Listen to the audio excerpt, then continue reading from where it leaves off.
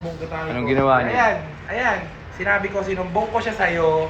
Yung ginawa niya kay Layuki, nagbablog kanina, biglang nag-walk out dahil sa kaartehan niya kay Elaine na parang ayaw niya kay Elaine, ganyan. Hindi naman po sa ganun ni. Ewan ko, pagsabihan mo yan, kausapin mo yung kuya mo. Anong unang sinabi ko sa'yo na huwag mong babatusin ang pamilya ni Elaine? Alam mo naman yun. Ganon. Binastos niya! Hindi naman pambabastos yun ni. Binastos niya, nag-walk out talaga. Nag-walk out.